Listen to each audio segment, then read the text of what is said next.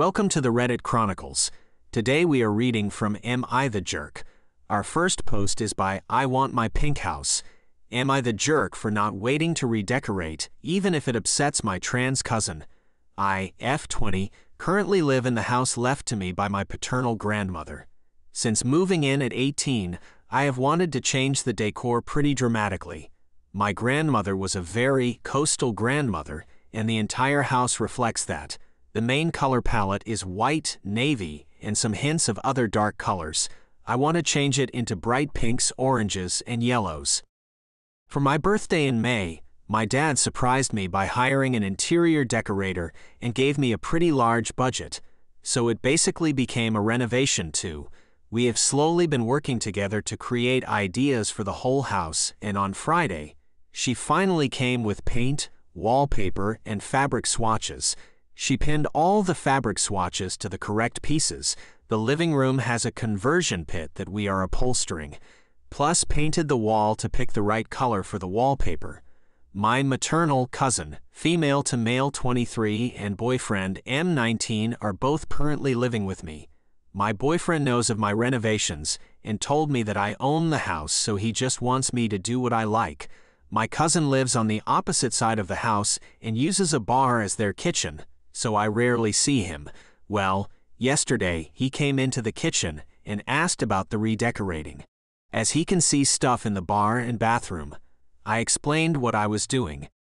He freaked out on me, saying that I'm trying to force him back into being a girl by painting everything so feminine. We went back and forth for over an hour, with the conversation ending with me telling him that he can either suck it up or move out and pay rent somewhere. My dad also made him sign a renter's contract, even though he wasn't paying rent. I made sure to bring this up, saying that if he wanted to fight about it, then I can give him his 30-day notice. FYI, his areas are not being turned pink, except the bar he uses as a kitchen. The bar and kitchen will look the same, with the same cabinets and countertop. His bathroom is staying white, but we are replacing the toilet and shower. He still is currently in my house, but I have gotten multiple calls about the situation. My mom's side believes that I am being transphobic for not waiting to decorate until he leaves. He said before that it's not for at least 2 years. My dad's side believes that my grandma left me the house because I always loved it, and she knew my pink dream for it, so I shouldn't have to wait because someone doesn't even pay rent on it. The house is in my name, was left to me, and I just really want to decorate it. I love how every room comes together, and it's exactly how I wanted it. I'm going to be disappointed if I don't go through with it. And my dad has spent so much on it already. I feel bad to make him uncomfortable though. So am I the jerk for going through with redecorating? NSF, which he says in the comments below, not the jerk. Ironically, your trans cousin is enforcing gender roles on colors which, as a trans person, he should personally know are not actually gendered, and only given a gender label socially, which means nothing. Don't pay any attention to him. You're not being transphobic, he's just being an asshole. Our next post is by Aside Fearless. Am I the jerk for ruining dinner over a spelling mistake? I 25F type very fast on my phone and sometimes have spelling errors, grammar mistakes, but as this is a text, I don't think it's that important. I just need the person who I send a message understand what I mean. I know it irritates my husband, as he has talked to me about it before, and for him I usually double-check my texts, but last night it slipped my mind. I texted my husband a shopping list as my sister-in-law and her family were coming for dinner and asked him to get some things after work. As I typed quickly, I had written coconut Malik instead of coconut milk. I was making Thai green curry, but I realized I didn't have a tin at home, and I had made the curry before my husband was back. I just needed to add the coconut milk and reheat it for when my in-laws would come. When he got home, I realized he had brought everything I put on the list, except the coconut milk. I got annoyed when asked him why he didn't bring that, and he said he couldn't understand what I meant, and that next time I should check my spelling before sending a text. I then told my husband to then figure out what we were serving sister-in-law. because it wasn't Thai green curry, as he didn't bring the coconut milk. I left my husband to then figure out dinner, and he got us all takeout instead, which he was upset about doing, as he had a hard day at work, and I was at home. Fiona Elaine says in the comments below, "Didn't anyone see that stupid chainmail thing in the 2000s about how our brains can figure out misspelled words pretty easily? 100% knew what op meant. Husband is punishing OP for a spelling error just to be spiteful, in my opinion." Our next post is by Tight Negotiation. Am I the jerk for telling my son's wife that his ex is in the family and has been here longer than she has? My son was dating Sabrina. They started in high school and broke up when they were in college. It was a long relationship, and I became really close to her. She is, in my eyes, our daughter. Her family are awful people, and she sees us as her parental figures. She even is planning to have my husband walk her down the aisle when she gets married. Now, when they broke up, relationship just died. We didn't drop her since she is our kid at this point. My son wasn't happy but moved on, so she gets invited to family events and has for years.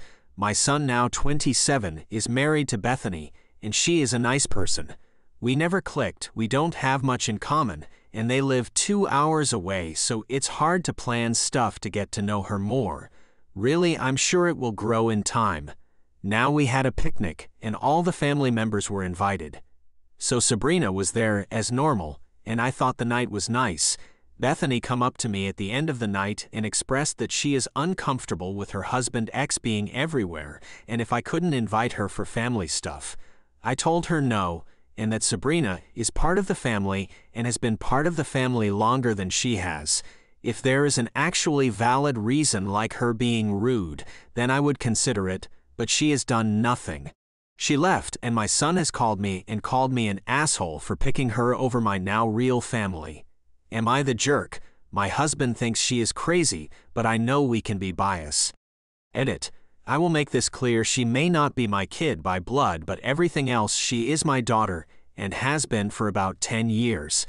Also, Sabrina is engaged, so no, she doesn't want to get back with my son, and I don't want them to either. Yes, I have invited Bethany to do stuff with me. It's always been a no.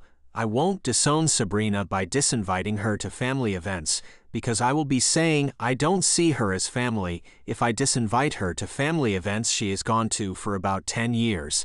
This is asking me to choose between 2 children. I will not disown one. In the comments, Lost All Doubt writes, "Not the jerk. You think of Sabrina as your own child. She is invited to things because you became her surrogate family. Bethany is not a jerk for being upset that someone her husband once loved is invited to all your family events. I would also be upset if my husband's ex was accepted into his family while I am still struggling to feel like part of the family." Our next post is by Throwaway. Am I the jerk for refusing to allow a photo of my future mother-in-law's miscarriages at my wedding? I, 26F, am planning my wedding to my fiancé, 27M, in a few months. Everything is going great and I love him so much. I can't wait to spend my life with him.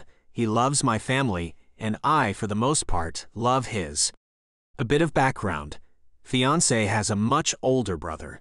While my future mother-in-law was pregnant 3 times in between them, all of them resulted in late miscarriages and stillbirths. As a result, mother-in-law put all of her motherly love and attention on fiancé.